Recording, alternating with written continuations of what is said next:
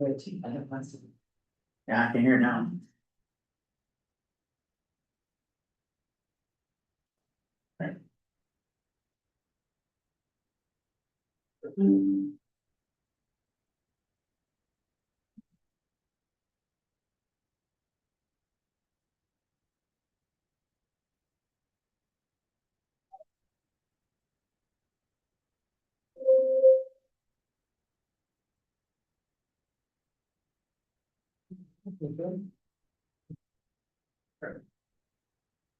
It's 6 o'clock and I'll call tonight's meeting at the Washington.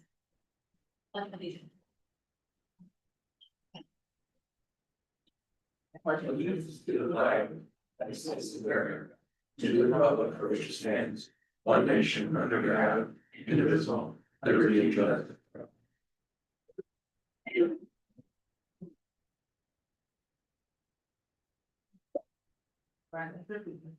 We don't have a guest speaker tonight, but we do have people here I know who would like to make some public comment, which I would appreciate. If you've never made a comment to council in the past, we just welcome you to come to the podium so we can see and hear you. Just state your name and residence for the record and share a couple minutes of your thoughts with council. We don't necessarily respond. If we can respond, we will, but if we need to further discuss with staff and address in a different agenda, we will. But I welcome anybody in person first, and then we'll see if we have anybody online. Anybody want to make a comment to council? Yes. For those of you who don't know me, I'm a few of us are here tonight just in regards to a petition to limit short-term rentals in like R1 zoning. So it's not gonna necessarily, incorporate the full town. We're talking neighborhoods like up on Skyline Drive, out on River Drive, Eagle Basin, some of these straight neighborhood areas. So the reason we're bringing it up is because it seems that some of these neighborhoods are being targeted for Airbnbs. For instance, my home, for example, there's the 4 homes past me, 3 of them are Airbnbs. So some of us up there are being sandwiched literally between Airbnbs, which on the face value for us, it's not ideal to have strangers next to you every weekend. It's, I don't even know, it's argumentative that it depreciates your property value. And some of the other things though that go past that, where I really feel like it affects the community, is that nearly spoke with somebody down here at City Hall. I think they said there's approximately 50 registered Airbnbs in Wabasha, and I don't know if that counts for the unregistered ones as well. But I think there's been talks of shortage of housing for people wanting to move here.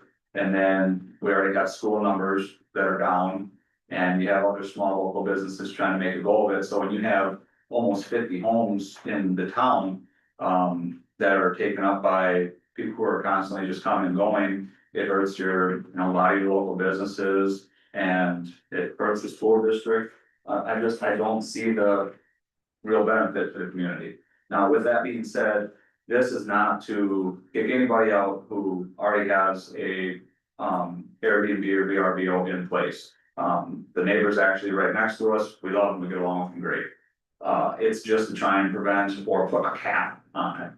What that would be, some cities do it per block. There may be a limited, whether it's percentage or whether it's 1 home, and then out of like 5 or 10 homes, there can only be 7 on a number. That I feel like this is something that would have to be discussed amongst you guys, and then it could be a back and forth just to see what we could be agreed upon. But there's other things as well. I don't want to take up all the time because I know that people want to talk as well. But the main thing is just the effect of the community. Like you said, I think the schooling is a big one because it limits that, your businesses, and then just for your neighborhoods, it kind of takes out a little bit of the neighborhood feel when there's the one next to us. I'm not kidding you, there's 10 to 12 cars there, let alone people. Every weekend they were walking through our yard, literally right through our front yard, and it's just, my little dog just waved. I'm like, who is that? I'm like, I don't know. And it's, for the most part, it's been fine, but it's just trying to get a little bit of the neighborhood feel back in the neighborhoods. And yeah, so I'm not gonna take up any more time, I'm gonna let anybody else do it who wants to talk. Also, just one last bit, if you turn to the back page as well.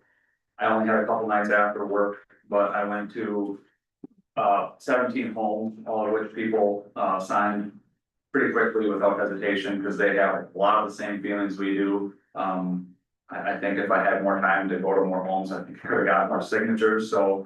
I mean, I know it's a piece of paper with names, but it does take time, and there are a bunch of other people that have the same thoughts and feelings, so thank you. Lost you ever, Scotty? Oh, I'm sorry. I'm not gonna bring out. Yeah. Yeah. Appreciate it. Yep, Thank you for that. thank you. Anybody else wish to make comments? Welcome. Hi there, everybody. My name's Casey Elliott, grew up here, moved away, moved back then, moved back up to Skyline up there. I can't speak for all of my neighbors, but I can say that, Mr. Raymer and I chose careers of service above self. And in doing that, we're pursuing the American dream. We're found homes, with pretty awesome views, and we really like it up there. But there is clearly this movement towards many of the homes up there becoming hotels, de facto hotels. I just want you to try to think about that from your own perspective and your own peace of mind, your little castles, and imagine somebody was doing that to you. Who pay a decent property tax, not here to cry about that. But it suddenly seems as though there's commercial entities in the neighborhood that's for families, or was for families. So I just wanted you guys to think about that for a minute when you do put this to some thought. So thanks for that. Thank you. Thank you. I am Leah. Julia Raymer, so I'm up on Skyline Drive. And so I just wanted to add a couple comments. So I understand that a similar topic was discussed maybe a couple years ago regarding short-term rentals. And so I just wanted to clarify maybe some differences with what we are requesting. There's a good number of short-term rentals here in town, but maybe not all of those would be perfect family homes or would bring in big families, but I do want to, clarify that within R1 zoning, in my research that I've done, it commented that, the point of R1 zoning is for low traffic, more communal neighborhoods, safe, low traffic type areas. So, when you're bringing in a lot of strangers, it's not necessarily adding to that or contributing to that environment. Also, but within R1 homes, a lot of those, because it is a neighborhood, those would be homes that families could raise their children in, which could contribute to the lower school numbers. And of course, help with the shortage of housing that we have available here. So I did want to just specify that difference that we are looking specifically for R1 capping. So let's see. Mentioned the housing shortage, the clustering is also one of the factors. So with certain areas within R1 zoning, whether it's near certain businesses, whether it be the golf course, or it has a view of the river or a view of Wabasha or whatever it is, whether it is just like that neighborhood living, it can be targeted in a way to be like a cool vacation destination. And so that's kind of what we're experiencing. And so like 4 houses in a row, 3 of them are currently registered as Airbnbs. And so we're experiencing a lot of traffic, a lot of strangers, and we are raising young children in the area. So we're just looking to kind of protect that atmosphere. Let's see. I think that's pretty much, Haas covered a lot of it as well. So thank you guys for your time. And so overall, we're just requesting that staff would be able to look into what can be done legally and through like the licensing that's currently being done, what we can do to possibly space them out. So if there's a house, maybe 3 houses or 4 houses in between, or it be by street basis, or just by neighborhood area. So we thank you guys for your time. Thanks, Julia. Anyone else wish to speak to council? Do you have anybody online? Oh, Mary's gone up. Hello, Hi, Mary. I'm here to answer any questions or concerns that you have. We're purchasing a public EV charger in Wabasha. We've been working on it, Scott, Wayne and I've been working on it for almost a year, collecting money. Finding a good vendor, a positive vendor. And so we're at the point where we have the money, to buy a charger, and to pay for the installation. And we just wanted to let you know that if you have any questions or concerns, I'd be happy to answer them. Mary? Yeah. So it's you're 100% paying for it? Yeah. Oh, yeah. Installation, everything, so no city money? Yeah. Okay, thank you. One of the options, I think, I don't know if you realize that, but you would set the price on the charging. Right. So you could make some money off of this, you know, depending on what you charge. For 1 kilowatt, the average charge is 20 to 40 cents.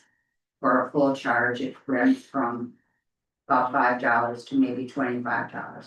But that would be something that you could decide as a city. Okay. So when this is set up and plugged in, then who pays for this? I know you're paying for everything initially, but the electricity that's being used there, is that through the city It's covered by the user charges. by the user charges So themselves? that's, we clarified multiple times to just make sure that it's the operating costs are covered by the user charges. So whoever plugs in and use it, I think our current estimate is a break even analysis. Well, they'll help us set the rate so that they're paying back any electricity, and we could set it a little bit higher. I think we talked about it to stay for future repairs. Now, do you know where the location would be? I was just gonna clarify that. Did you end up with the Riverside parking lot?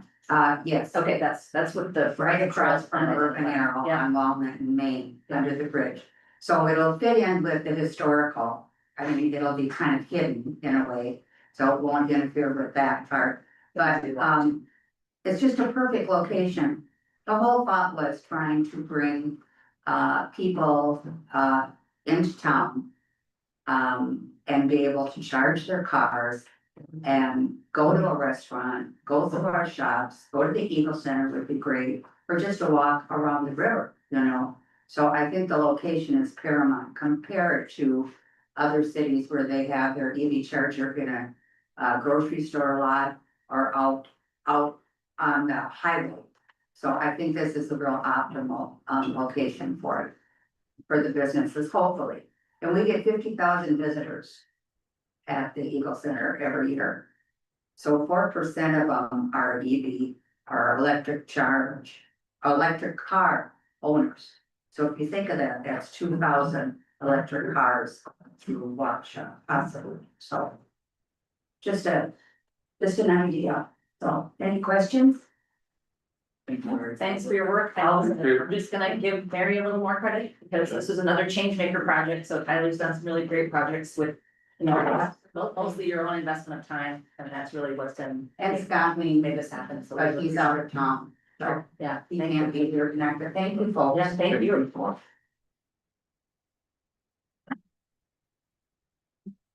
Hey, Jack.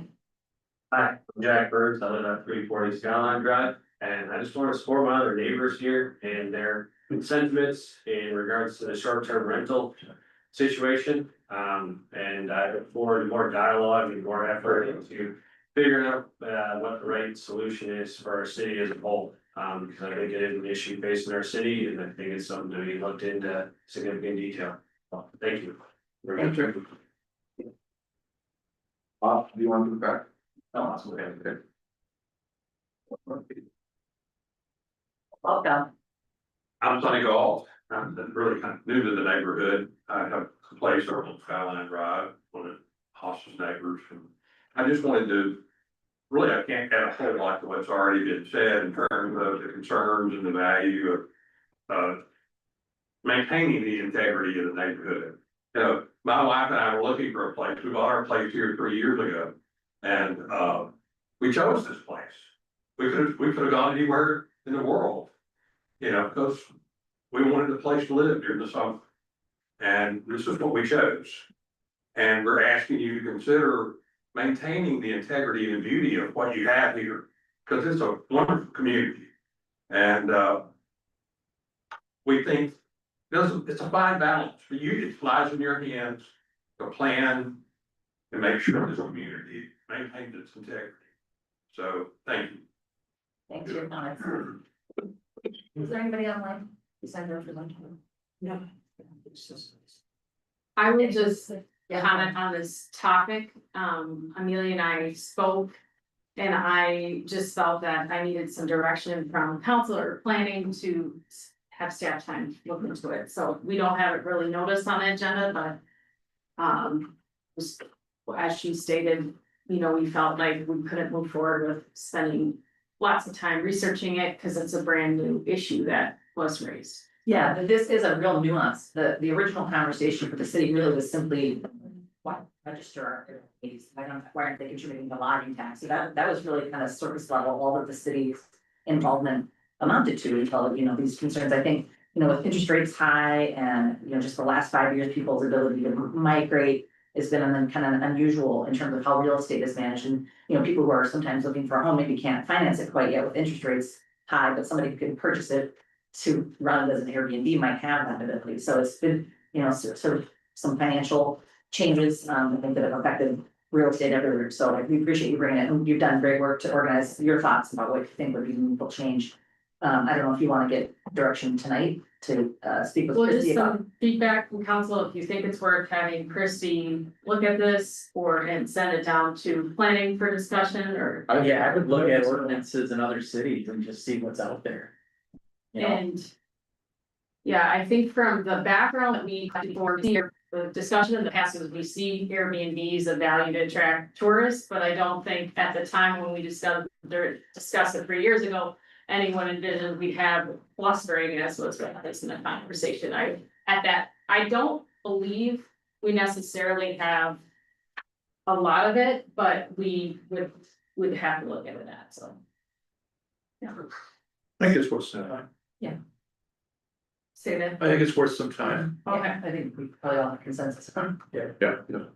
Okay, so yeah, you're giving us a great start by kind of organizing your thoughts, and Christie she's our contracted city planner, we'll take a look at other city ordinances, as you said, Amelia, you know, there's legalities that we have to be mindful of, but I think what you're describing in R1 makes a lot of sense, you know, when I actually was the first person, I think, to inventory all the Airbnbs, which is not that easy to do.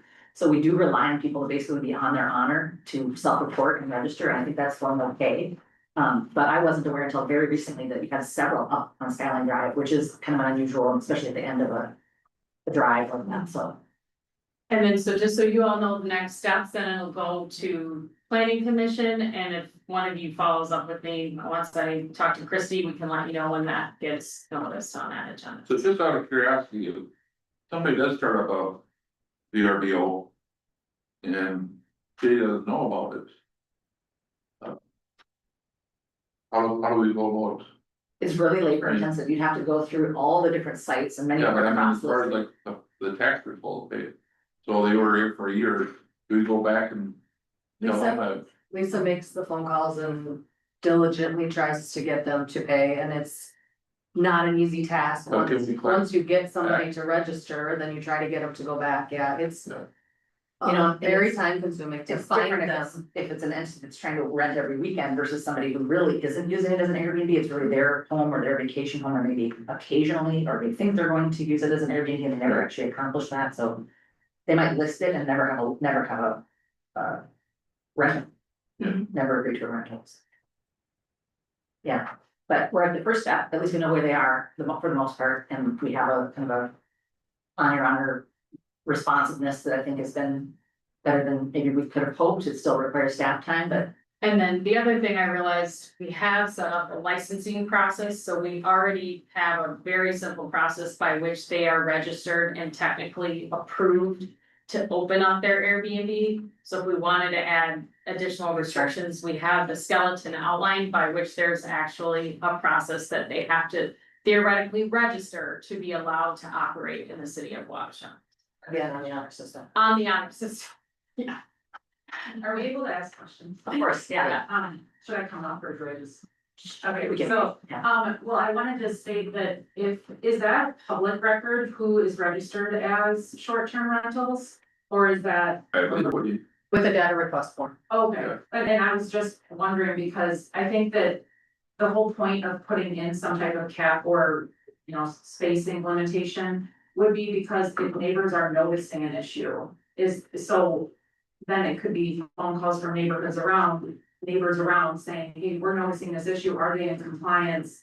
You know, and then work could be done after, so it's not like necessarily it would have to be perfection all of the time, but if an error or if an issue were to arise, then there would at least be groundwork to act on something to prevent it from getting worse or anything like that. Yeah, the best way to find the property, if you're assuming that they haven't registered, is just to look on one of the sites and just look for it by address.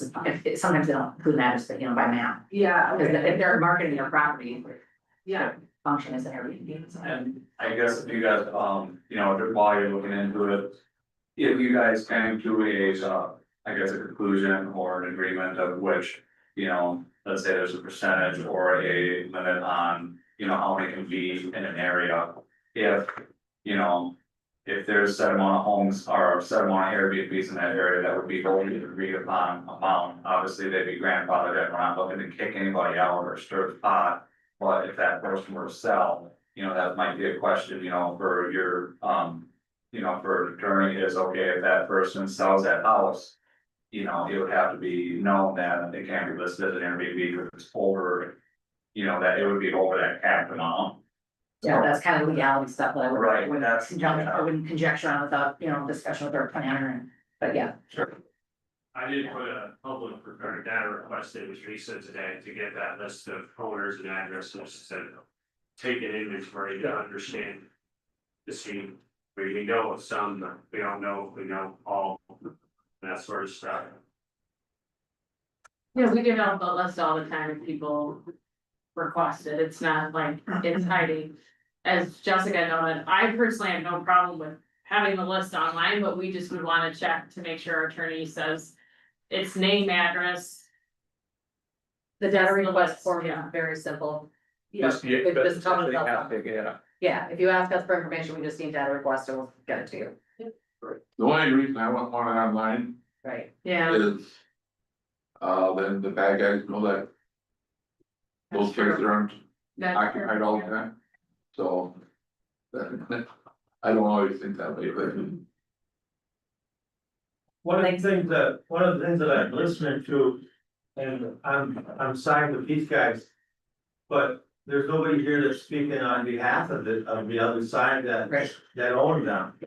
And if that clustering's going on, it should be monitored and spread them out a little bit, so to speak, but there's nobody here that is speaking out for them here tonight. I think there should be more talk about. Well, that's exactly what we're gonna do. There is no decision being made tonight, except that we're gonna work on it. So Caroline just needs permission from council to spend significant time looking into an issue rather than deciding that she's, you know, gonna make make a priority without council's endorsement, basically, but There's very people. we're all in agreement. So,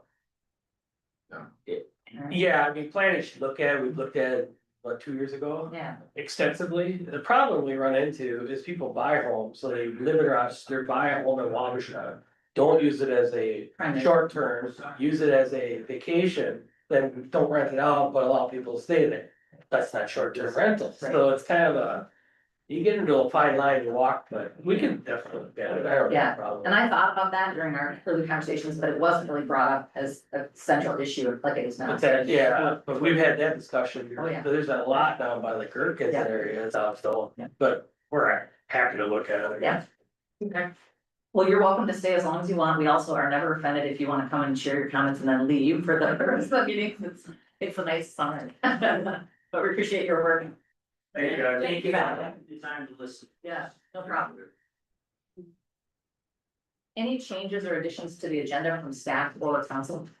I just wanted to note, the last minute items that came in. So we had approved transmission repair for 5126.90. That's $126.90 over my, approval authority, so I asked to put it on there.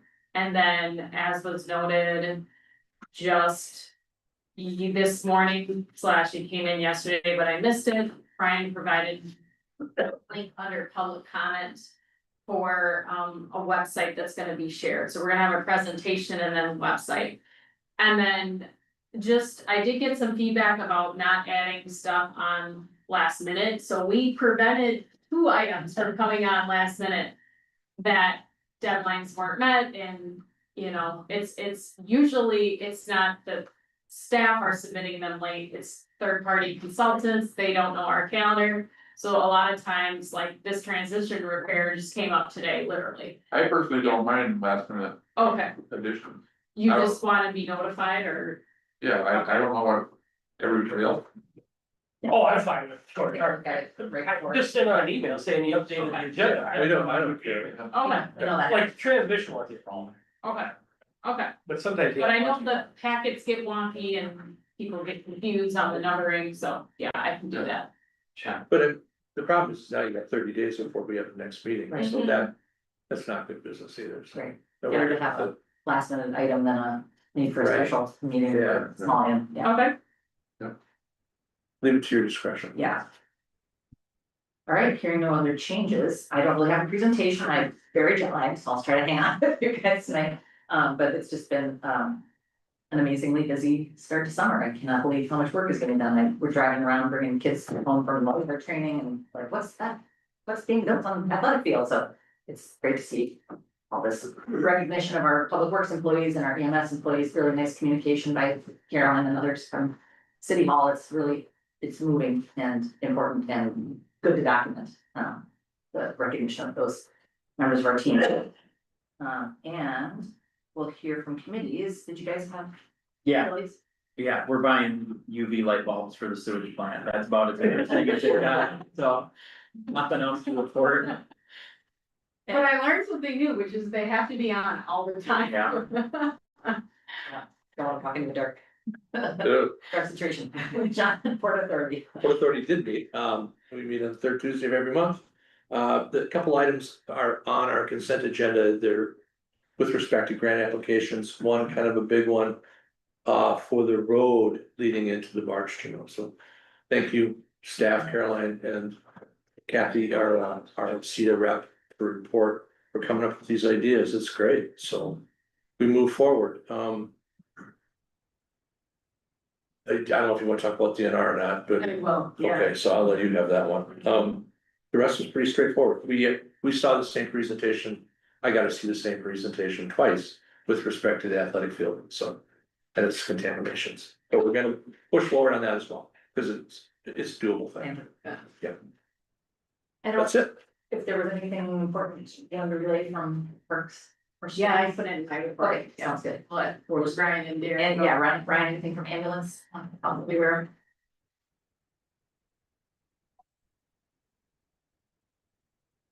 Good evening, May finished out, we slowed down towards the end of May, but we still did 103 calls for May, which is a lot more than we had last month, which was our busiest month, so we keep getting busier. We had 65 911 calls out of the 103. We had 18 backup calls, which means we had 18 times where we had 2 calls at the same time. We were able to handle all of those. We're at 386 for the year, which is up 19 calls over last year's record year. So far, all these calls happened the first 2 days of June, but to right now, we're at 11 calls for June already. And we've already had 4 backup calls in June. In May, we took 52% of our ALS transfers and 45 of our overall transfers. And we're currently sitting at 77 transfers that we've taken for the year. We took 119 all of last year, so we're on pace to get over that. And then I have another item on the consent agenda for getting a bank which will increase our capabilities, so. Yeah. Right, you Are we, other departments around, are there, is there increase in volume similar? Yeah, I mean, it's going up everywhere. Because it always makes the news that rural ambulance services are short people and short funds, but the other earned media piece there is just call on, it's just crazy.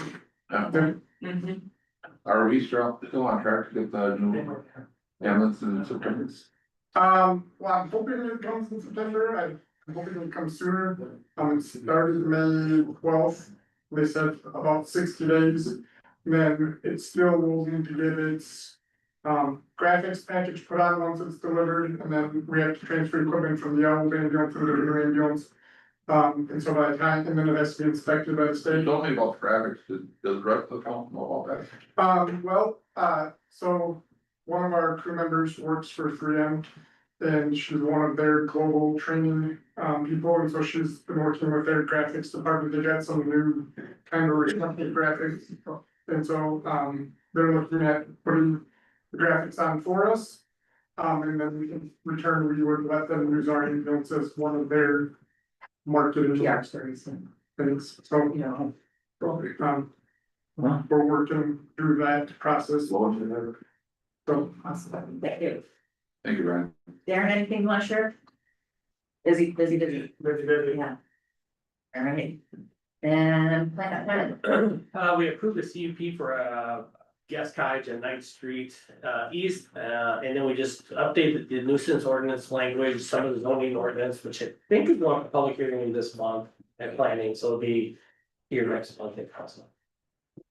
Yeah. And administrator's report, Carolyn. Okay.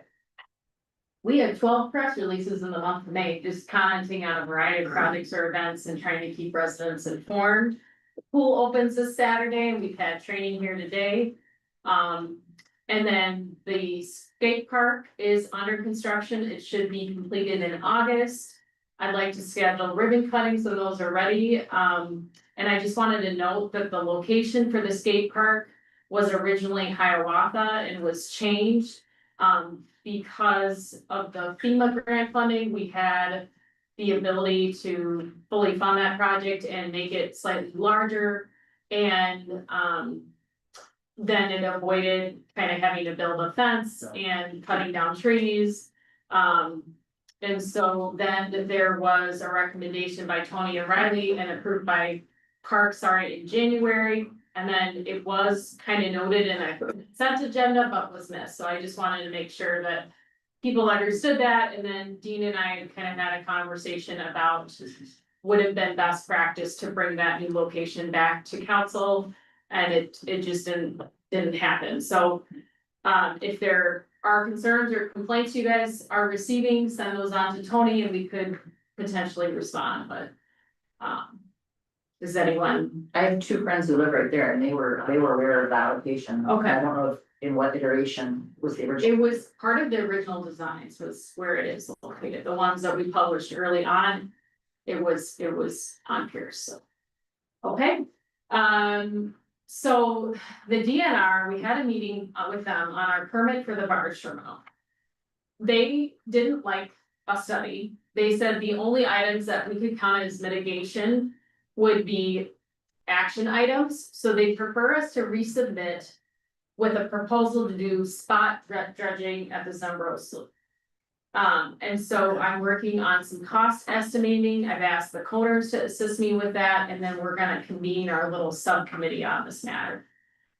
I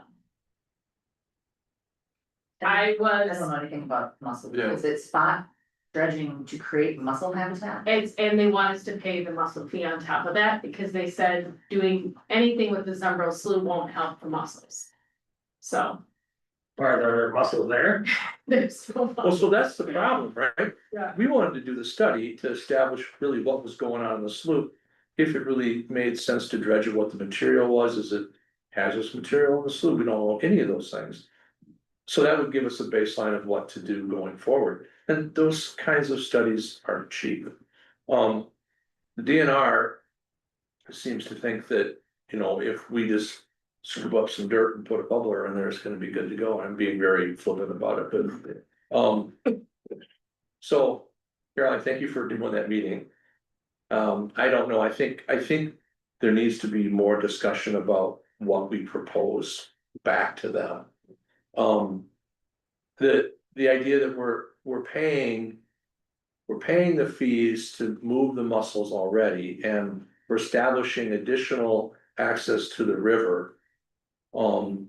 Should really be an adequate kind of a Yeah, the scenario. muscle lady said, spot dredging is Zumbro, so won't bring back mussels. Yeah, So she wasn't gonna count it, so then it comes back to kind of a a counter proposal. and the things they kind of visited in Caroline's meeting with them, were things like needing to work with the Wisconsin DNR about dredging other areas of the river. That we don't really have, it wouldn't impact Wabasha at all. So it didn't make a lot of sense. And I'm sorry. You know, when I was a kid, we used to dive and collect clams. Yeah. We had hundreds of them.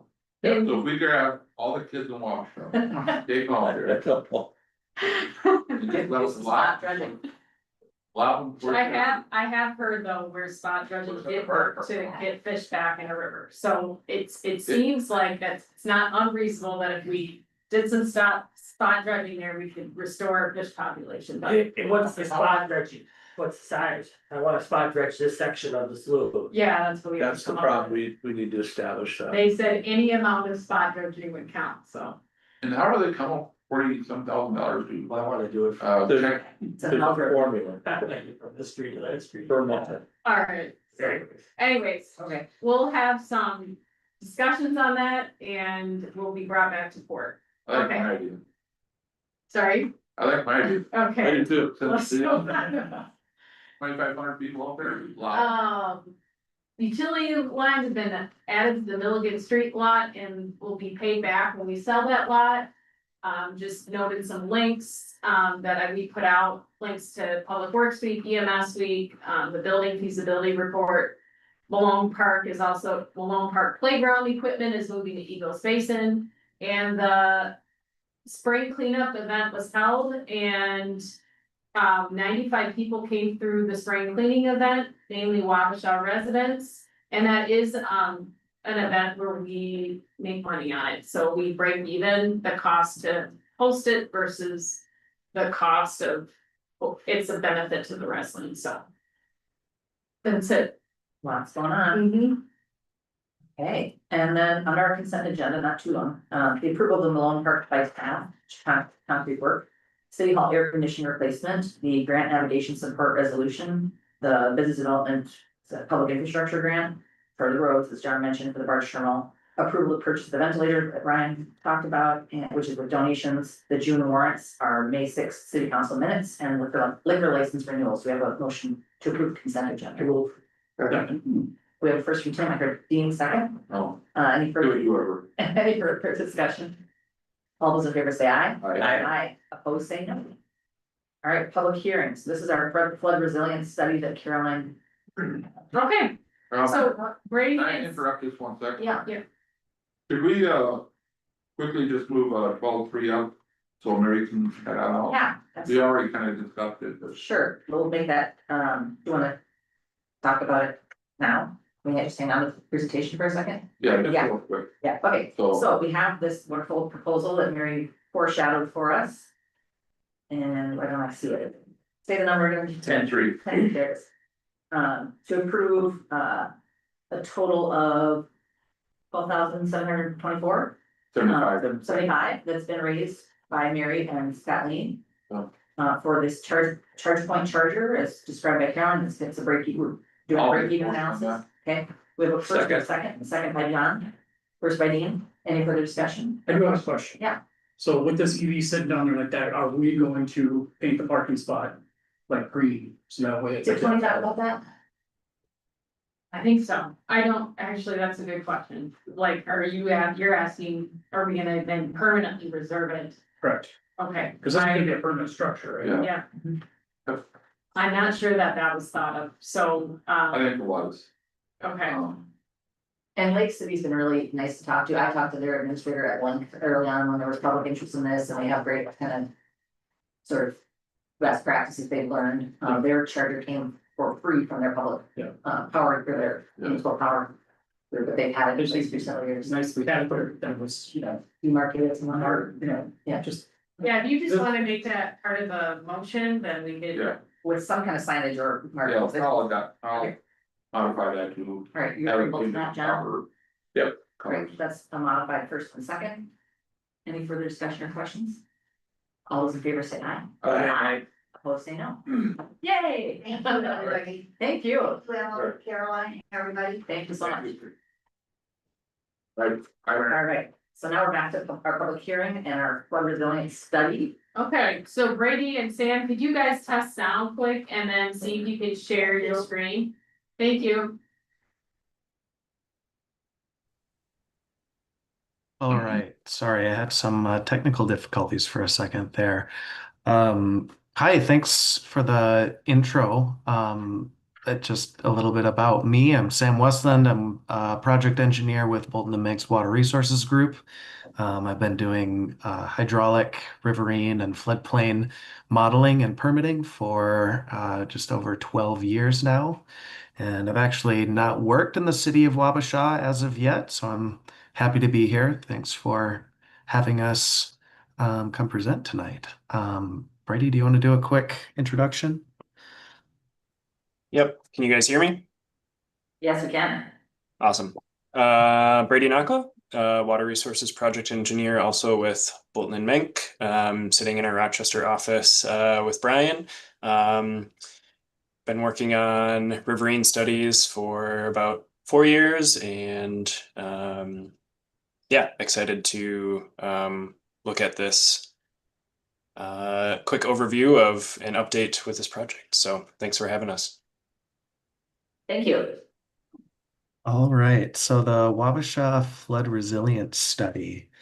This has been on the books for about a year exactly now. The funds that BMI helped obtain from the MPCA were approved in June of 2024. And just as a refresher, that's through the Small Communities Planning Grants for Stormwater, Wastewater, and Community Resilience. And in this case, focusing on the Zumbro Slough as well as backwater flooding from the Mississippi River. And we also looked into the Zumbro River as part of this, and I can get into a couple of those details as we go. But great funding opportunity covering 90% of this study. So the city was only left with a 10% match. And I'm excited to see where it's going and be able to share that with you guys today. So I am going to share screen here. Excuse me for a second while I move things around.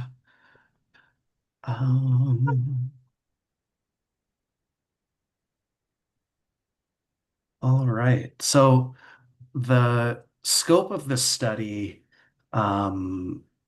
really revolves around model generation and understanding the relationships in flooding between the slough itself and the Mississippi River. And then we also did investigate the timing of the Zumbro River flooding and its connectivity with the slough down on the south end of town.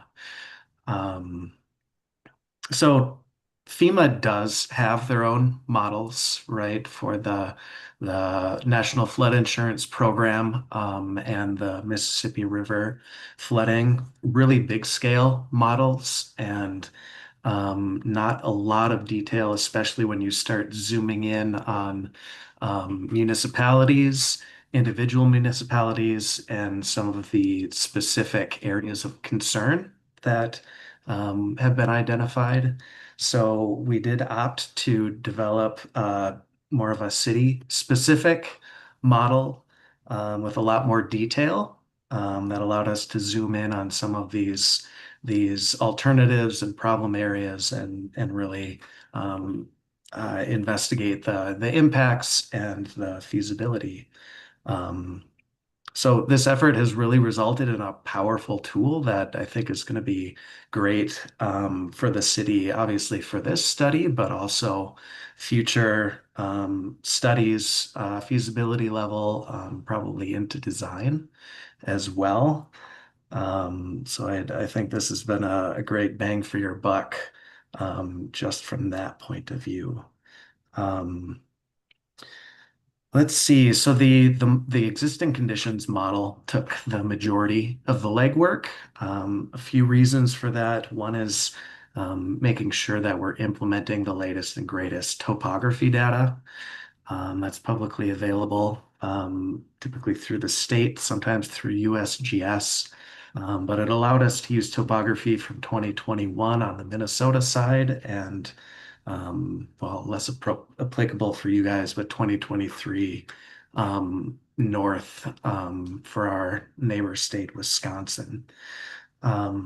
The framework of the model started with the FEMA regulatory data and everything contained in the National Flood Insurance Program. And from that, kind of that skeleton starting point, we started adding, like I said, the new topography and additional refinements of bridges and crossings and land uses in the city of Wabasha. And this did, the refinements really emphasized what we were interested in terms of how much flow is discharging through the slough versus what's going through the main Mississippi River channel. And it's actually around just 1% or less that goes through the slough because it is very, very slow velocities during these large events. And you can see that visualized here. The white lines are just proportional velocity visualizations. And these little guys are moving just very slowly through town. Let's see.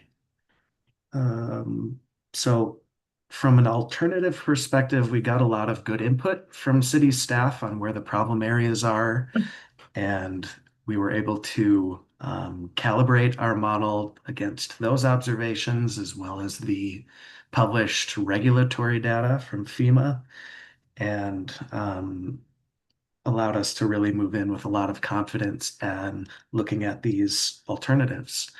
I don't want to get into the technical details right now. We don't have a lot of time for that, and I think we want to wait until the report is more finalized. But in generalities, we looked at the elevation and bridge size on 4th and 5th Grant here, as well as the connection up to 25 to the north across the main river. We investigated the athletic field area and what it would look like from an earthwork perspective to raise that out of the floodplain for theoretically future development. Associated with that was a possible future alignment of TH60 up along what is currently Hiawatha Drive and then connecting in with South Main Street /25. The third alternative we looked at ended up being a little bit of a dud, but it was a levee alternative that ran along the slough in the river through here to protect the eastern bank along the slough. And you know what? I should have confirmed. You guys can see my screen, correct? Yeah. Yeah. Perfect. All right. Sorry for that oversight. I'm glad you can see it. Let's see. We also looked at the 600 block of Main Street right here between Lawrence along the river and Main Street and this low area that floods right off of the Mississippi and what a grade raise would look like here. What kind of additional drainage modifications and upgrades would be needed to make sure this doesn't become a kind of a standalone pond separate from the river. And then we looked at some localized kind of lower entry cost and effort improvements, such as waterproofing or raising electrical components in some of the riverside parks and just the commonly flooded areas in an effort to minimize ongoing maintenance after flooding events, outages in service, etc. And then we also looked at the sanitary manholes that end up flooded and what it would take to waterproof those and reduce infiltration into the sanitary sewer system. So no silver bullets that solve all of our problems. It's always what we hope for, but they're getting pretty uncommon because we've got a lot of smart people over the decades looking at these communities and your community. But I think we've got some really good alternatives um, to pursue further and discuss on your end. So we are nearing the end of this study. It ends at the end of June this month. So about 4 weeks from now. I think the next steps are going to be opening the public comment period for a couple of weeks here. Brady, I think you can speak a little bit more informed on that front, if you don't mind. Yep, I'll jump in. That was a good overview. So in order for us to wrap up the study, the MPCA, as part of their grant requirements, look for community engagement. We've done that in a couple different ways. One, directly working with the staff up until this point, and then two, oh gosh, let's see, where's my share screen? There we go. I'll just add this up here.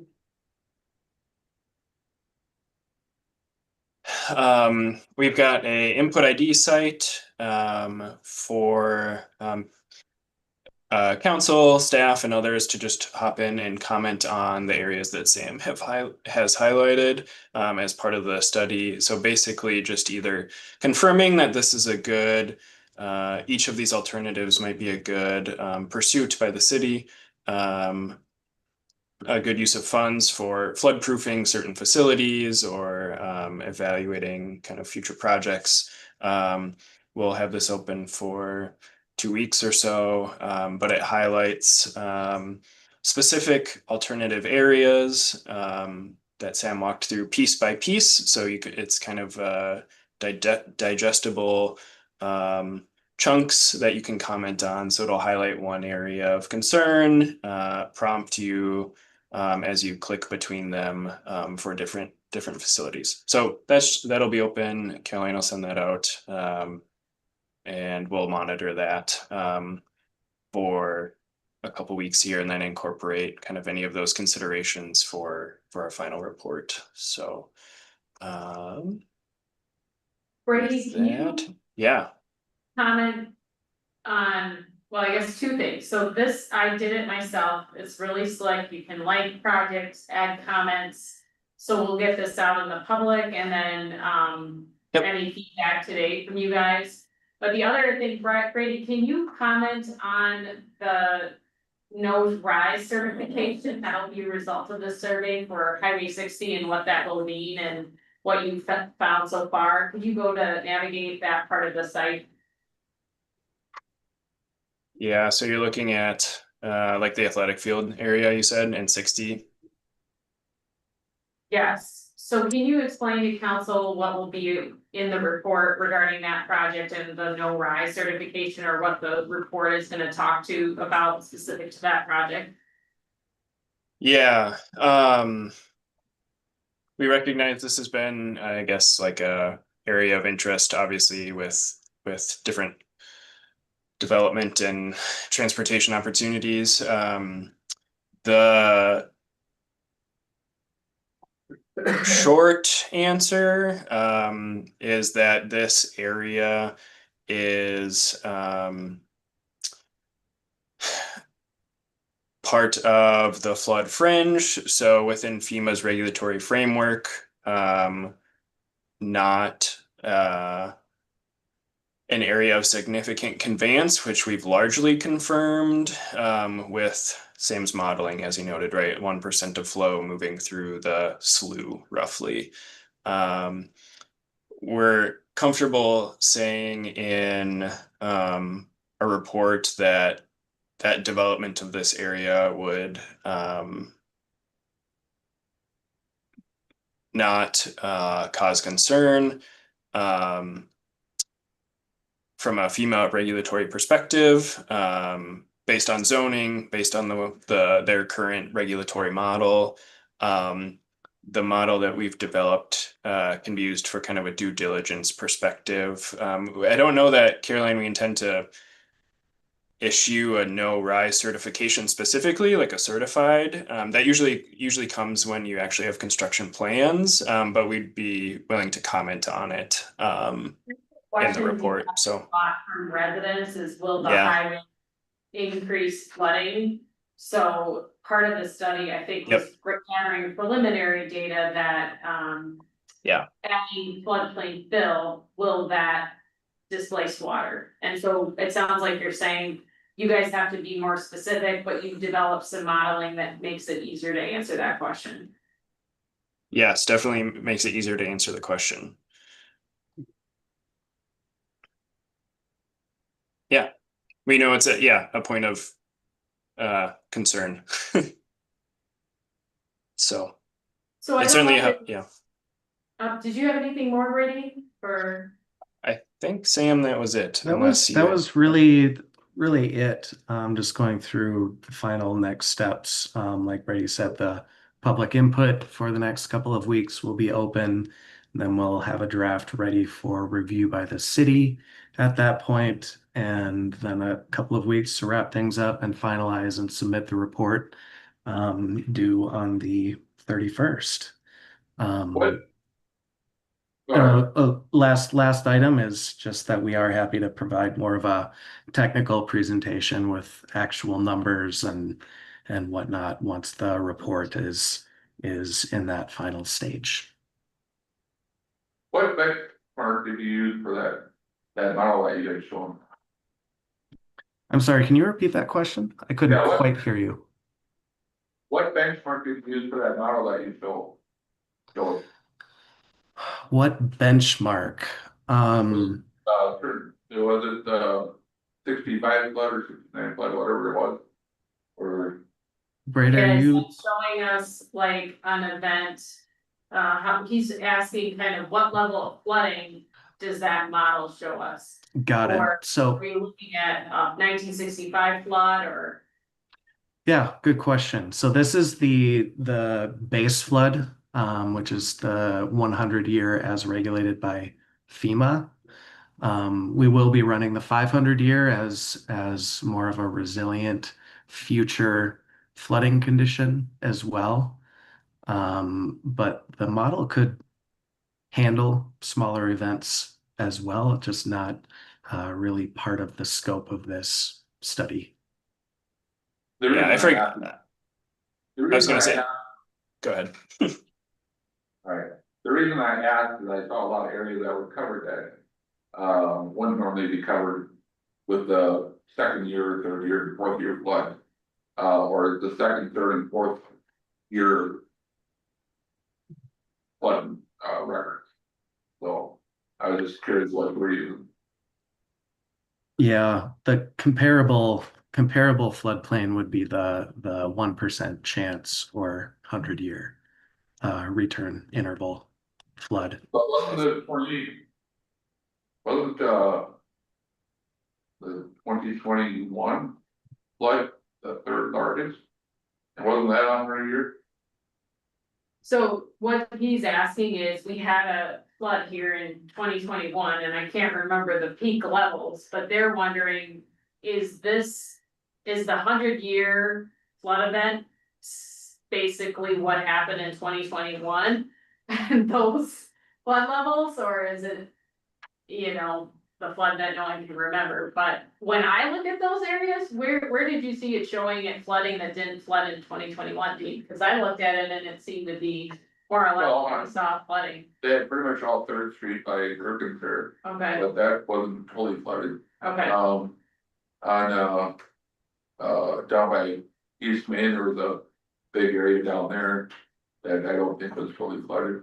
Here they also go it's going over the dike, which wasn't the case. So yeah, I'm just curious. 65 Well- is over 100-year. And I don't think we've hit the 100-year since then. Yeah. Okay, We're close to 3 and 7, right? Yeah, but in the last 5 years, all those areas, except the last one you just mentioned, have been flooded. I remember when you were new and saw the flooding for the first Yeah. time, it was like. But even like oh. Fifth grant there, Fifth and Church, that's normally not underwater, that's usually a high spot right there, so. But it's been closed off to, Well, it's been closed out, it's never been underwater, but it's creeped up, it's been, Yeah. it's not totally but under, it's yeah. it's showing that it's fully underwater. Yeah. And it's shown that the truss was fully underwater, and that's not the case either, so I'm just curious. I think one important caveat to this model is that the modeling software is more sophisticated than what is used at the federal level for FEMA floodplains.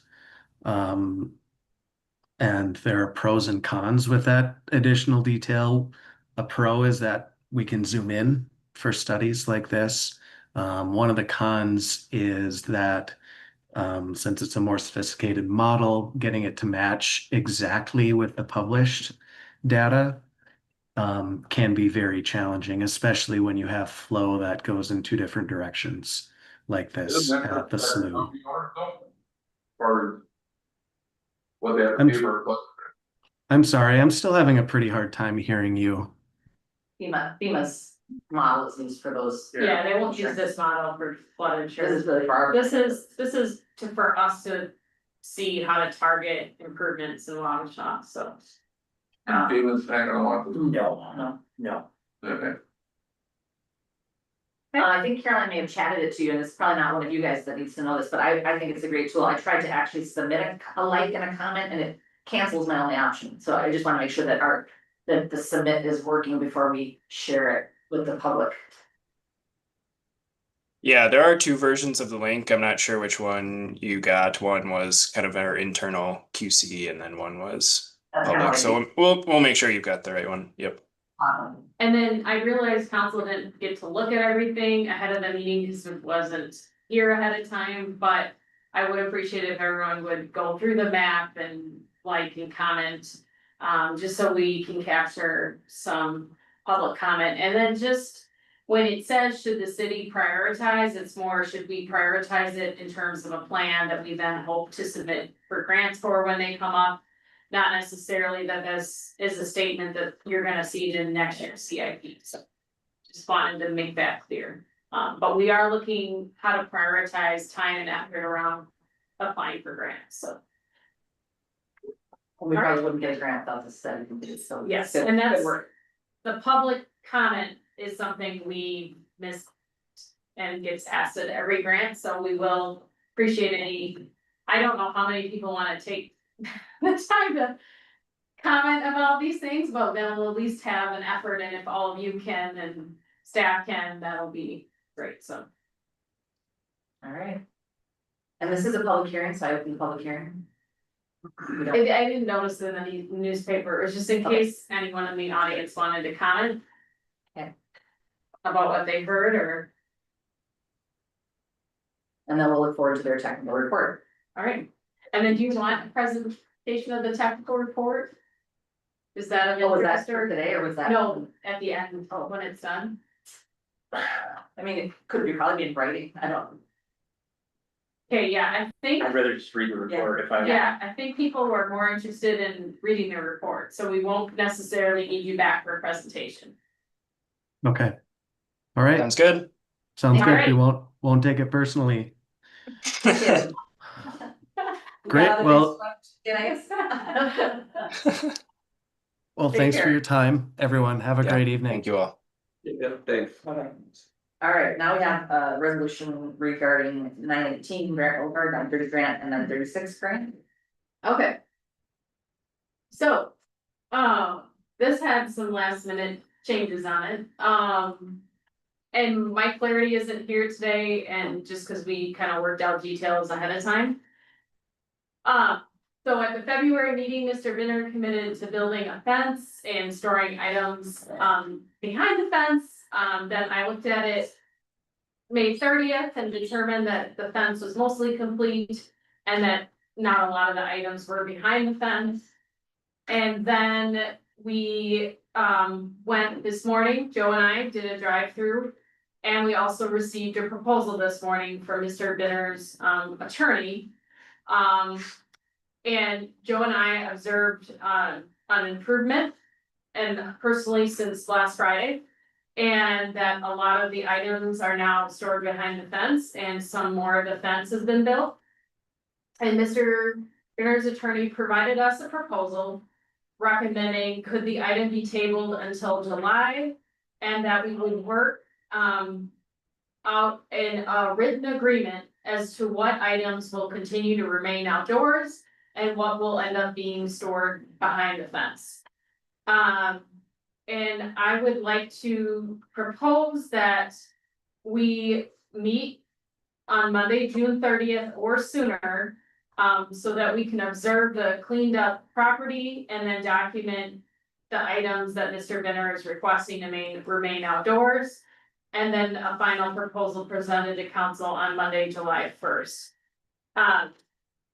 It's a pretty tight turnaround. I think the other thing considered is maybe we set a timeline for which the proposal of what should be remaining outdoors would be presented. And I'll let Mr. Binner kind of address anything you wanted to add, if you think that's reasonable.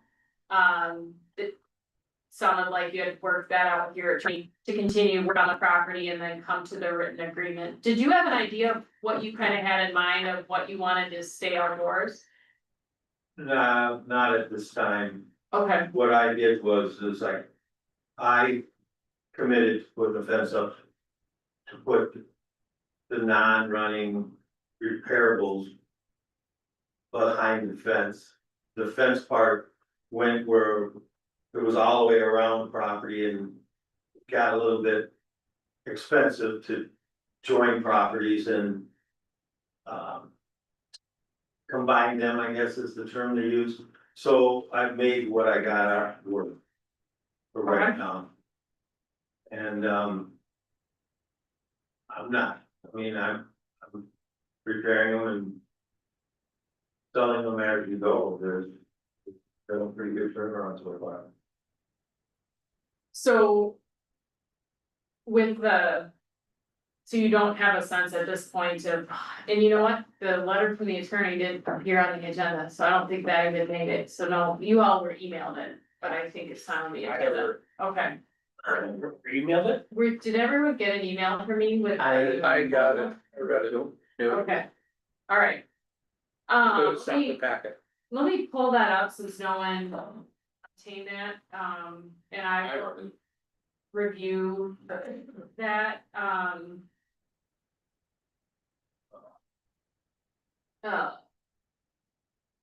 okay. So this is, I guess the other concern I had, Lance, is just there were a lot of the cars that would normally be stored on your property that are removed to the street. But this is the view here of,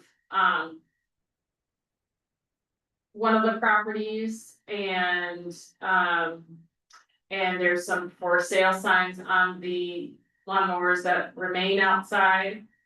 And then it seemed to me, driving today, majority of the tractors and lawnmowers, except for the few listed for sale, have been stored. There is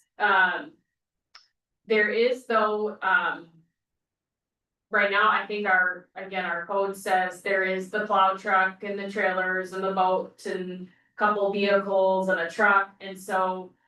As we understood the code, those items are allowed to be parked on the property if they're running and can operate.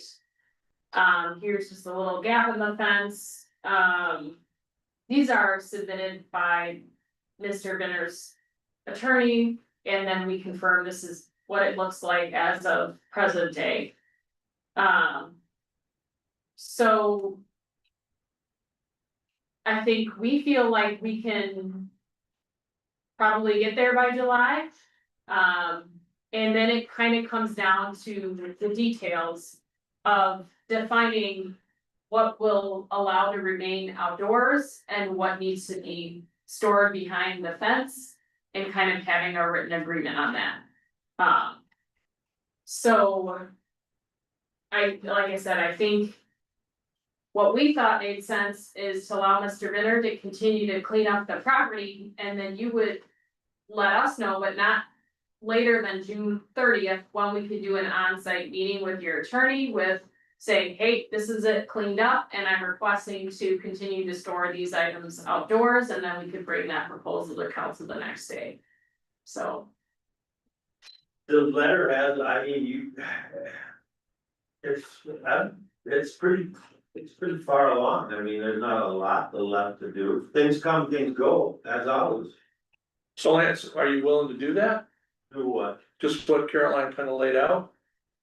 Like, give kind of a. That's what the letter says. What? Doesn't the letter from the attorney table it till July? I mean, I guess it doesn't Only- identify kind of how we establish the agreement. About what can remain outside and what can go inside, and maybe it is a little bit. Getting into the details of, you know. He says in his letter, at one point, there was discussion about organizing the existing equipment, so row into rows so that things look more orderly. Later, this changed into a proposal that only 15 pieces of equipment would be allowed at the outside or behind a screen. Now, as I review your report and proposed resolution, it seems that the city does not want any equipment at all outside the building or fence. And Well, we you- say you we have stated a that. target. Stated that in February, I believe, that you said you. That The they 15 wanted items. like fence around the building. Yeah, I think I've gotten different feedback from different council members. And so now that, again, when we started this process, we had 88 pieces of lawnmowers outside, and now the majority seems to be behind the fence, so I think we're drilling down and what are we saying is cleaned up. So what we thought was, if you can say, hey, I have done all the work I plan to do, it's cleaned up, and then we come for an on-site meeting and you kind of show us, this is what I wanna store outside, and hopefully come to an agreement and present that to council in July, so. Yeah, I'd have to. Talk that over with my lawyer on that. As far as that type of a commitment right now, I've been just working on. House cleaning basically. Pruning it up, making it. Tidy.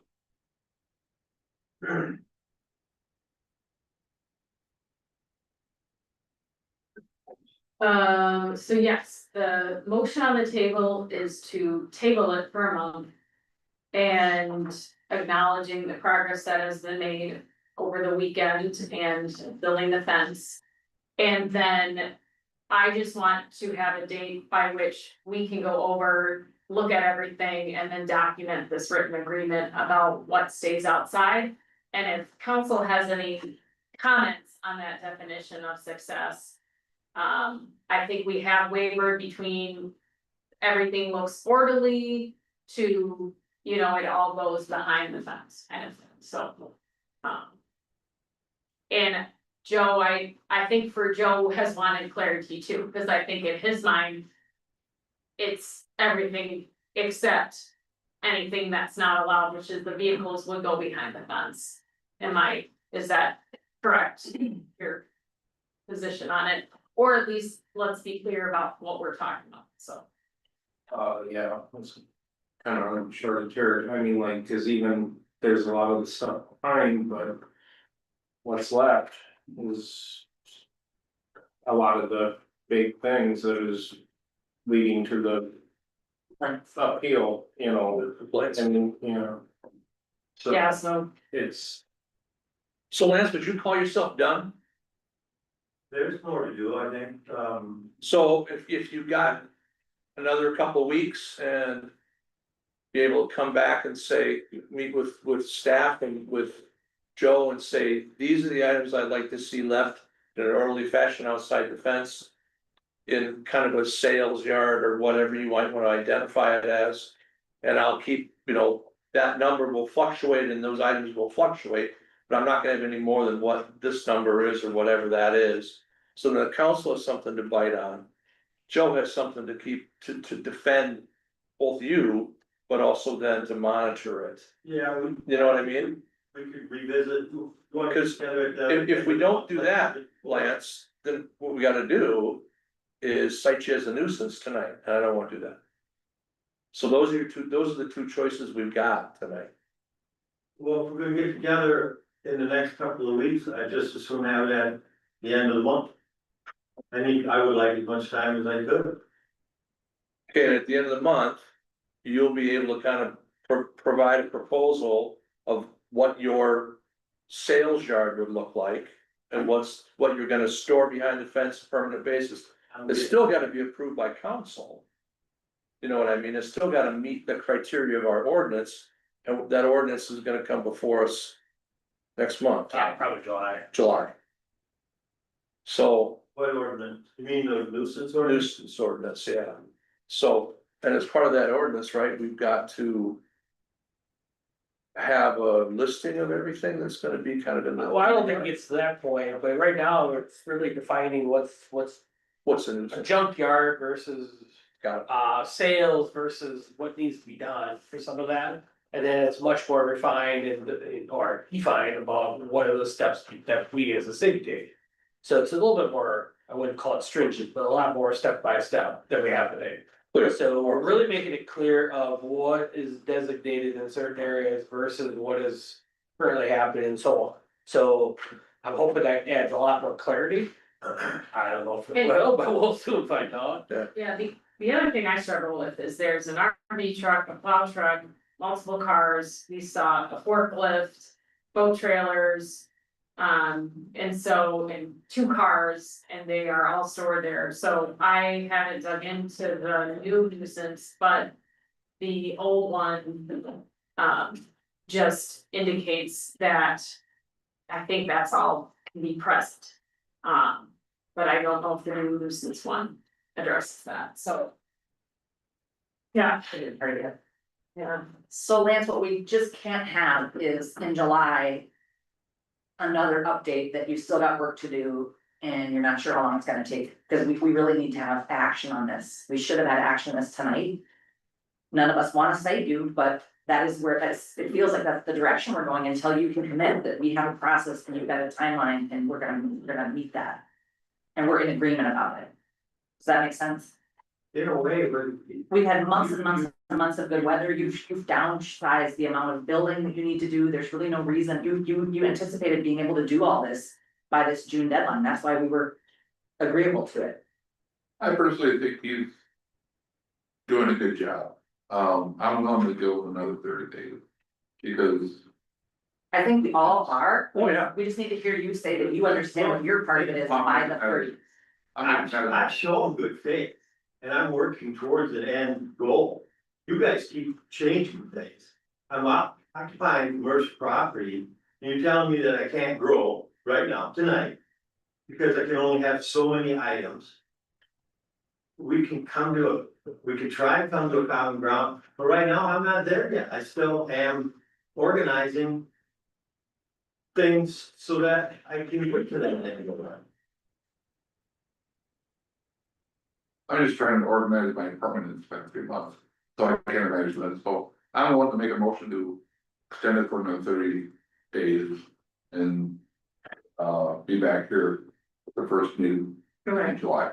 Could you include that staff will meet on site with Lance by June 30th, and we will get a written proposal to present to you guys of any variances or permissions with detail. I'll amend it Okay. to say that, yes. There you go.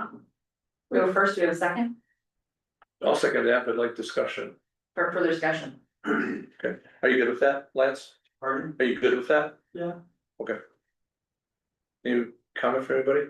My I just- comment would be, I guess, to your point, there, if things come and go, are we gonna see a total items list? Are we gonna see a categories list, you know, the condition of which, you know, these are for sale? I think, you know, that's some things you wanna talk through with your attorney, what works for you, what your proposed needs to work for you, but it also needs to work so that we can say, yes, this is managed. This is not, again, outside of the parameters of the code. So that would be, you know, that'd be my consideration if I were in your shoes. What am I gonna need to have on that sales yard? And what am I gonna put behind a fence to accommodate that so that it is, you know, the property is managed in a way that it doesn't receive complaints. So that's for your consideration, not ours, obviously, but I was just trying to stand in your shoes for a minute and think how would that list really look? I mean, it's not gonna be 15 exact items with serial numbers because you're trying to sell those, so that's gonna be a moving target. Joe's not gonna be able to do anything with that. Joe, has complaints gone down? I mean, mostly what's happening, or, I mean, I think that people know that there's things going on here. I mean, right now, it's things like there's an RV that is you know, when people are going on the side roads, they can't see, the RV's here one day and here the next, and so like that's the kind of That's stuff that not probably can't keep going, though, like, there's a trailer on the side street, I mean, all those things are like 24 hours, and they haven't been moved every The 24 trailer's getting, there's an auction that I plan on taking some stuff to. Caroline, I think I told her about it, but there's things going on that trailer that's going there to be auctioned. Well, we're giving the leniency, but that said, Leniency. everybody has to follow that same ordinance, and we're trying to work here, but it's just this. I don't want this to be an ongoing thing, week after week, month after month, year after year, like those ordinances are in place and. Well, until that person moves away, and I suppose the complaint is gonna still come in. Well, It's multiple parties and multiple different concerns, so it's not one party. So if you think about it, Lance, if you know, your preamble, it's not, this is Benner's Small Motor Restoration Incorporated, and this is what I'm gonna be doing. You know, and you establish that with us, right? And you say, I'm gonna do use lawnmower sales, specialize in the house charmer. And I'm gonna move a certain amount of product on a monthly basis. So there'll all be stuff moving and coming, but the stuff that is available for sale will be in a sales line in an organized manner. The stuff that is not for sale or parts or needs to be repaired will stay behind the walls or something to that effect. That's what I'm working. You know, and then you can make a statement that I expect to have 50% of my yard or whatever. It is viable sales yard. You know, that kind of a thing. So then, if someone calls here or someone chases Joe down, you can say. This is Lance's business. This is what I'm doing.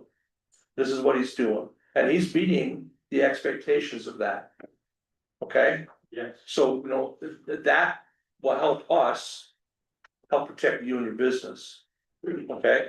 But your business has got to be kind of compatible, cohesive with the community too, right?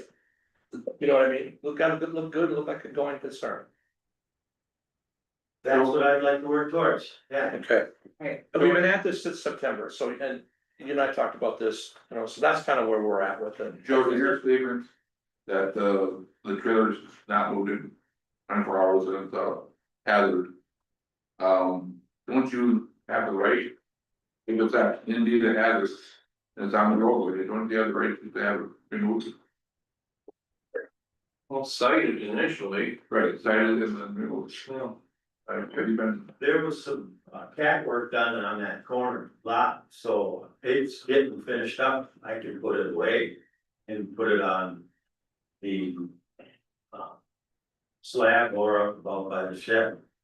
It's just that I wasn't sure if he was coming back, finish any I grading. think I misunderstood. Are these on the road? Yeah.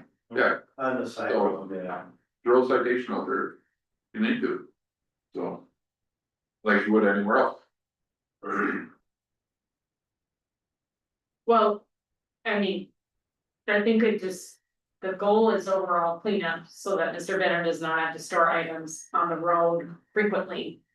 creating a citation, if we get it cleaned up, I'm just you'll have saying- plenty of space to park it. No, I I'm just saying that if there's something there that's gonna create a hazard for somebody pulling out on gate of $5,000, then indeed, cite them for that particular thing. Now, I think they're doing that, right? I think, yeah, I mean, yeah, the big RV is probably the biggest one on right there, especially when it's parked out in front of your house, somebody's trying to come off those side streets, so they're. It's in the middle of the block, Is now, you know, it's been on the there, opposite side, you know, but.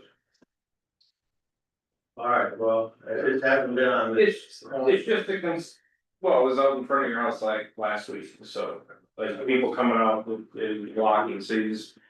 While you're working on that, just be conscious of, you know, people coming to the intersection Grant there, cause that's where we're getting the complaints, Alright, you know. let me know and I'll get moved. Right, but, you know, eventually I just, you know, we don't wanna be Back in. chasing you down every 24 hours, so that we're, but. In the time being, just, yeah, be conscious, you know, on the side road where you're not blocking, or, you know, blocking view for somebody entering the Grand or something. Would be better than where it is at last week for sure.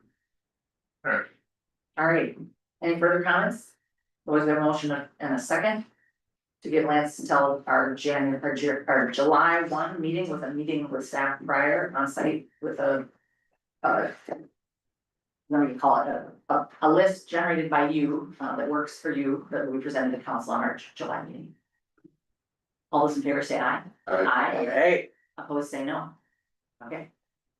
All right, now our disclosure of conflict of interest with small cities grant application, there's a Centra employee for the district who does not have a substantive or active role in approval or process of application, has no authority in any grant decision making, but is applying for the owner occupied rehabilitation grant.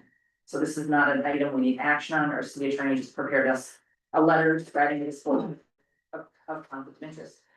Any questions for Carolyn? And then we have this EV charger item we've taken care of, request for parks plan amendment to address future Mullins Park and River Park. Do you wanna, Dean or Carolyn? I can speak on that, one of those.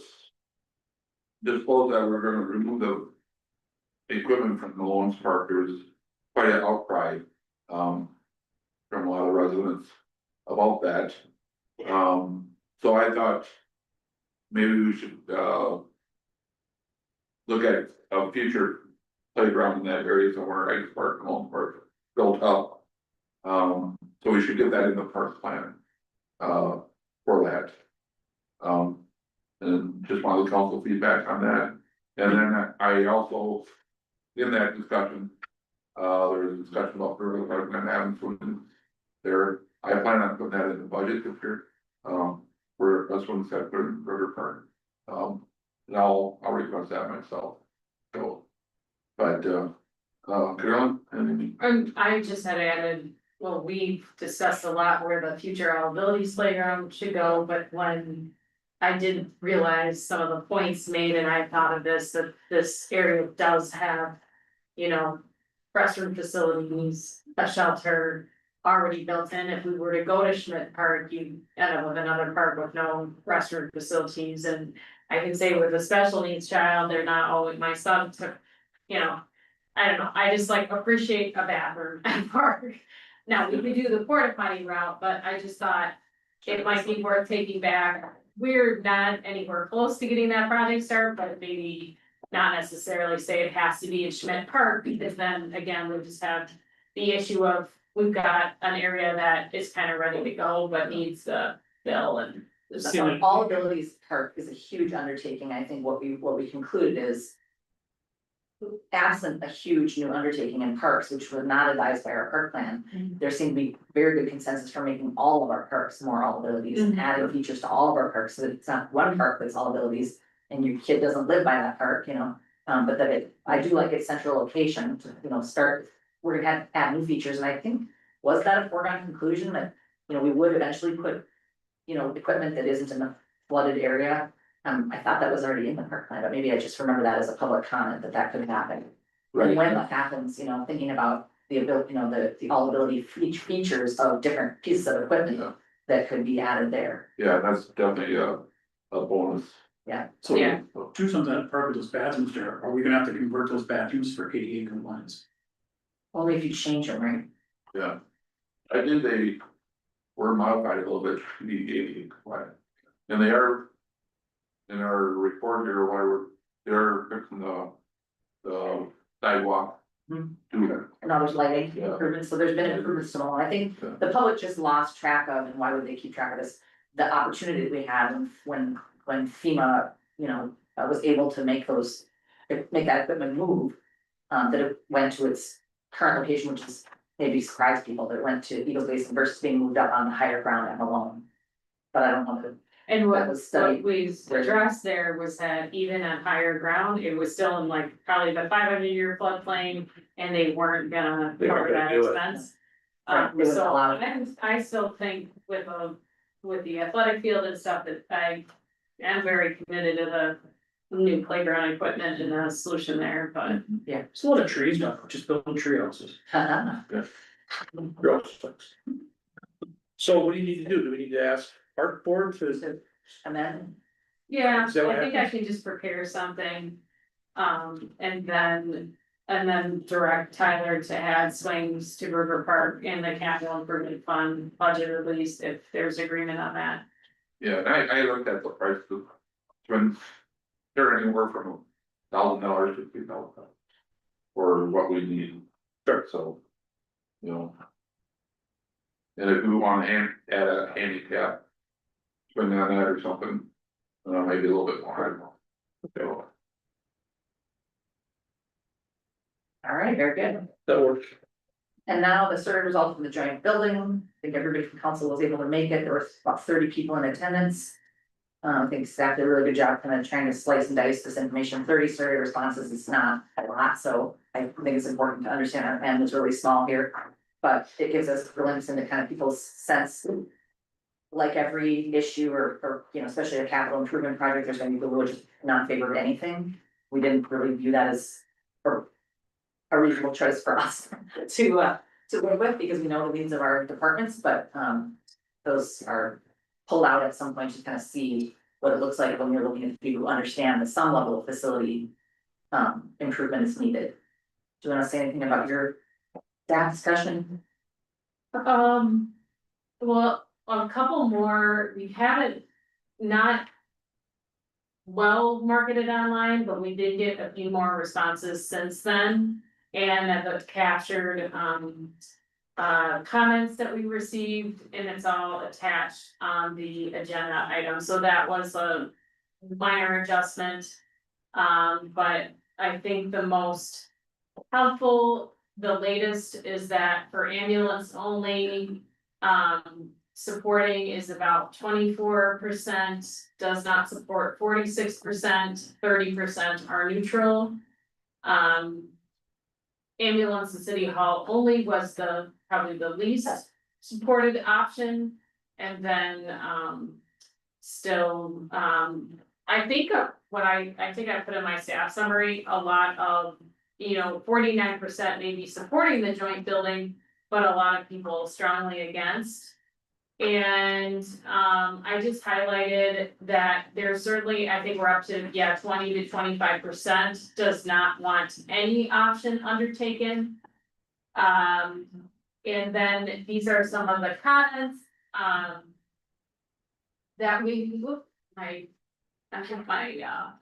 computer just overheated. I think it was yeah. Okay, thank you.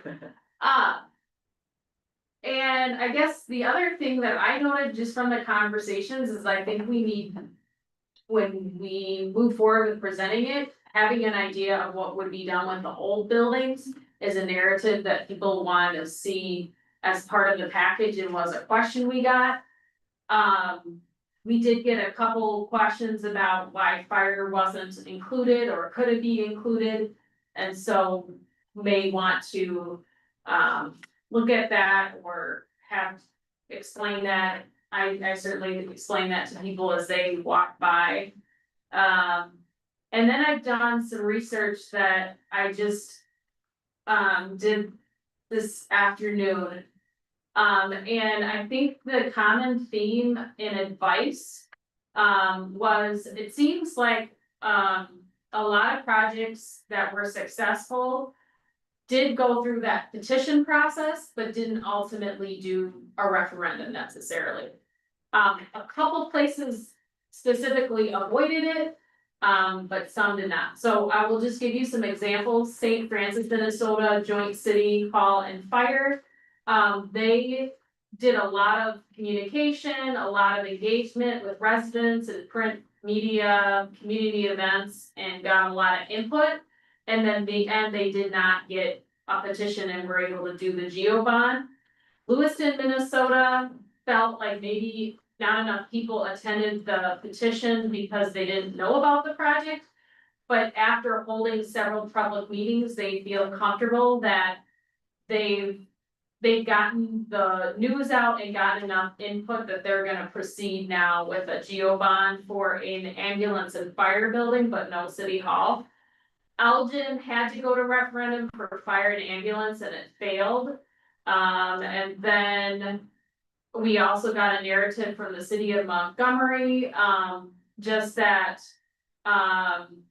when they went to referendum, their project ultimately failed, and now they're doing town hall and just trying to engage the public, so. And then USDA funded was the Kenyon Fire Station, Clark's Grove Fire Station, and Elgin City Hall. And then a successful sales tax referendum was the Hibbing Fire and Police Station. So I think my questions. I think what we're looking for is. Dean had suggested, do we really get this electronic survey out there, and how do we ensure that people read the study and take the survey? I think is a risk there. Is there an option that we have consensus yet by city council on exploring something? And another comment we got was, what is the cost of fixing City Hall, and why did we not look at expanding the ambulance building, and why was that eliminated, and what would that cost have been? And so I think ultimately we didn't get that information from the consultants, and so that would be take a bit of staff time and effort to look into that, but those were some questions that we were asked. I thought they did address kind of the lifespan of the existing building, and that it would be economically infeasible to add on with the additional needs of the current building. Well, and two, where would they go while it's being Yeah, built? right. Yeah, they outlined the reasons why not in the study. They didn't give us the dollar figure, that's what we were being asked, like, what would it cost to do the ambulance facility, and we didn't get a dollar amount. Nor did we get a dollar amount figure on what it would cost to completely rehab and address concerns at City Hall, so. I'm looking at you, Ryan, because I know that was the question. I'm kind of trying to remember if I understood the question correctly at the house, so. Did you get asked about cost or? Yeah, well, most of it was just why there wasn't that option. There was, My impression from Brunton's presentation was. That building so does not meet your needs programmatically, that adding onto it does not solve your problems, and the same is true for City Hall, how would we add on to City Hall in a way that makes our public convening space more suitable? You know, just blow out that wall, that's not a solution, that's, you know what I mean? That was my recall, was those two options aren't really options. I think a lot of people don't realize that this used to be old Army Reserve Yeah, it was made by a- the Army, and it's just wasn't built to be upgraded. No. But it was free. Which works for a while. We should have kept the whole building down. I don't know why we got rid of it. Dean, are you advocating that we expand the survey being taken, and? I think so. What we have right now is we don't want input from non-residents, so we ask people not to give us their name, but we ask them to give us their address so we can confirm. You know, How successful was the last survey that went out on our water bills? You mean the postcard about attending the public open I house? thought we had a survey not that long ago, was in our water bill. There was a postcard trying to get her to talk to the ambulance service, which was successful. No, But yeah, the water bill goes. You did a survey for pharmacy. no, Oh, oh, yeah, okay, what they wanted to see. oh, okay. And we put it in the water bill, I didn't even remember how we did it, but yeah, no, the public survey has been successful. So, The only thing I would suggest on, if we're going to do it online, you know, I did a form for it, I would, have it so you have to go through the process of reading the material. And then Survey. the survey afterward. Encourage people to just click through it. But I think if you're really care about the city, you want to read that information. And You're gonna have to summarize that quite a bit, because if you put all that material in there, you're gonna lose people usually. right, Yeah, the materials for the open house were nice, and there's a way to we can summarize it, use some of that. we can get it in ChatGPT and get a summary, you know, I do it all the time. You know, we have all the materials from the open house, those are PDFs people can look at, and, the key one there is the tax thing, and I, that's simple as could be, I want to change that, whatever. You know, I won't change that at all. okay. And just having them available in a packet in the library, I think would be a good thing, just because there's a lot of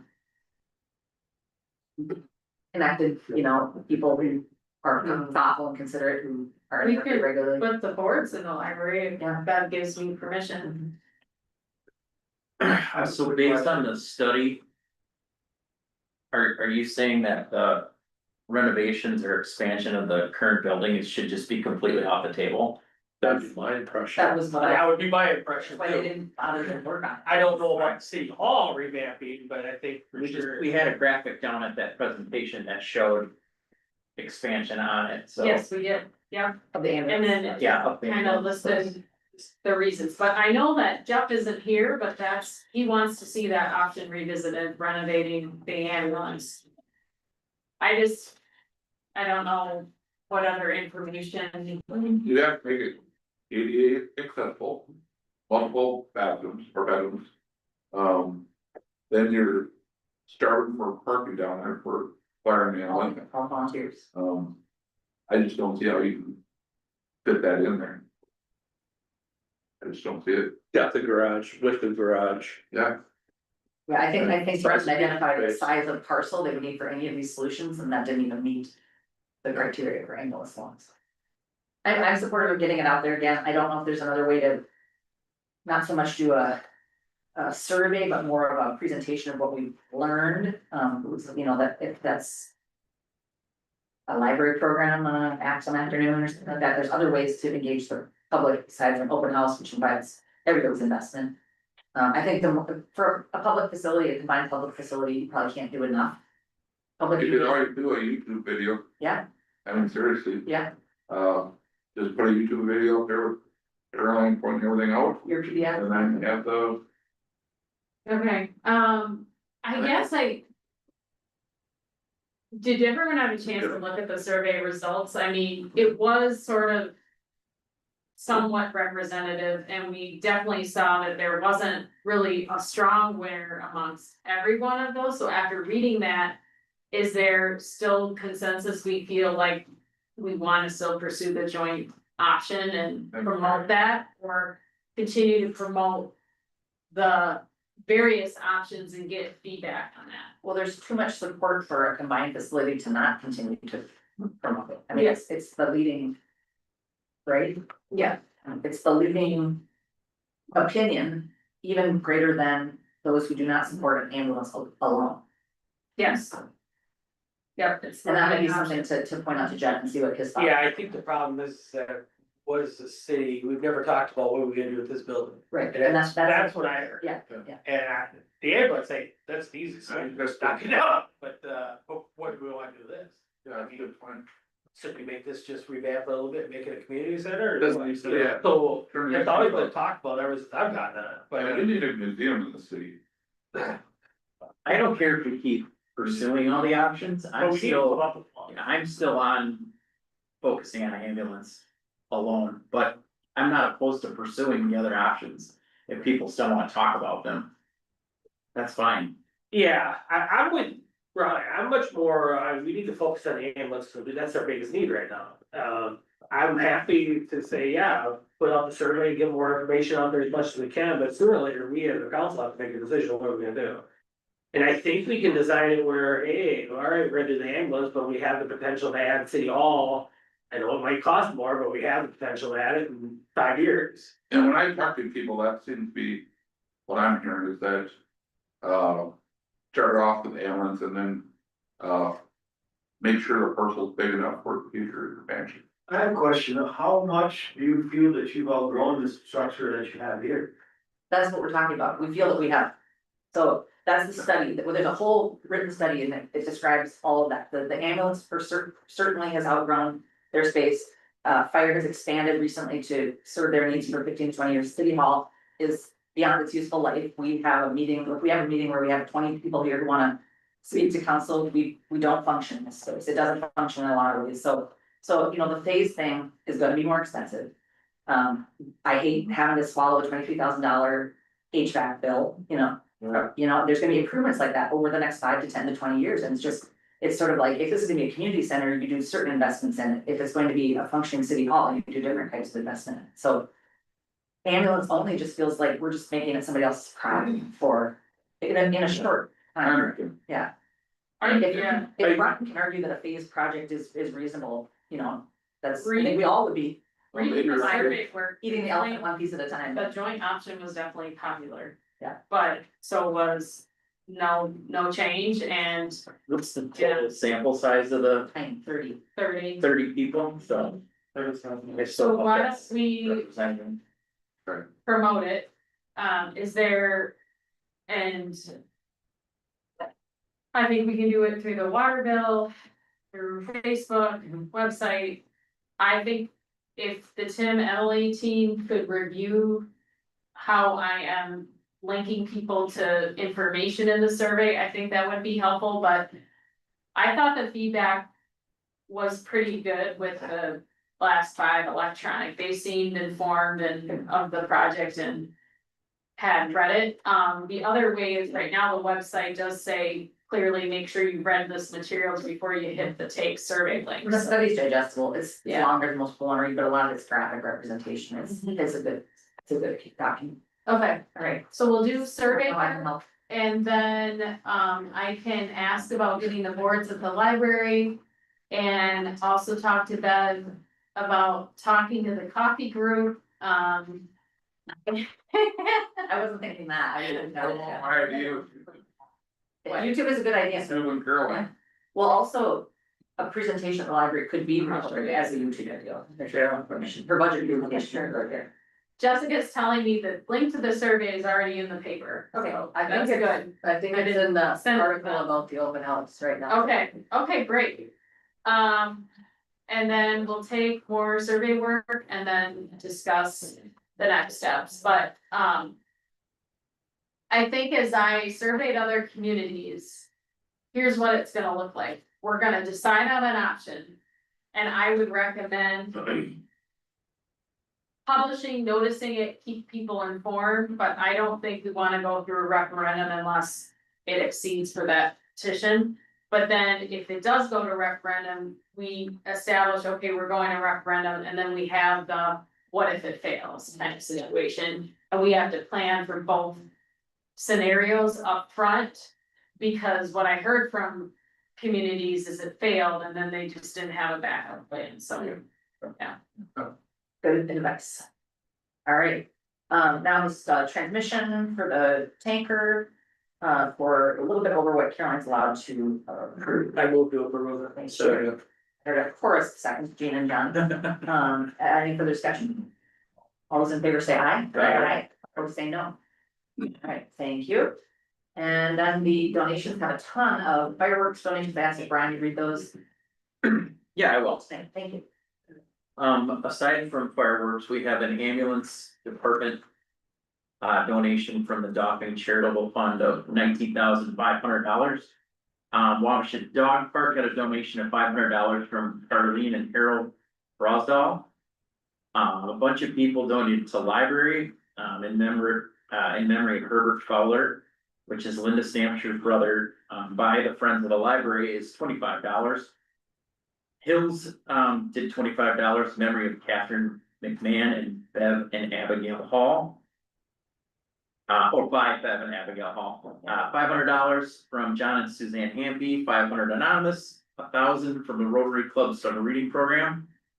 250 from Amy Shirts for the summer reading program, and $404.31 from the Friends of the Wabasha Public Library for coffee expenses. So now down to the fireworks. And these are all donations received as from the requests that were made. $50 from River Valley Outfitters, $50 from Laverne and Kathleen Roll, $365 from American Legion Post 50. This was the auxiliary Sons of the American Legion and Legion hosting lunch for the bingo event for Riverboat Days. So we just made that much money.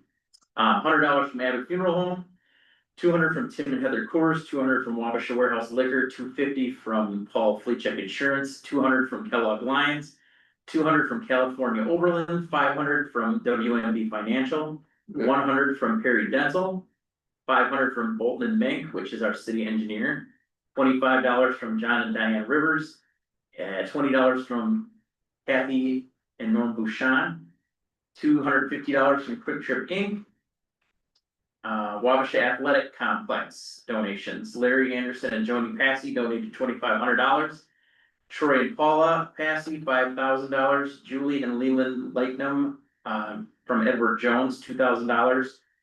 $25 for an electric vehicle charger from Brian and Sue Wolf, $1,000 from Mary Arns for the same, and lastly, the bike share program got a $540 donation from Wabasha Main Street. Oh, there is one more, and the fire department got $1,000 from Wabasha Firemen's Relief Association, and that's it. Well done. We have a motion to I move. the donations. Thank you, Tim. Second. Second. Thank you, John. We have a motion and a second. All those in favor say aye. Aye. Both same sign. Hang on 1 second. Carolyn wants to talk about a date for these, Oh, no, just, I don't have a date, but just, awareness and then, Emily, I'm hoping. We'll share them on there. all right, bring the word in. Any other announcements? Otherwise, we'll adjourn. Move to approve or move to adjourn. Second.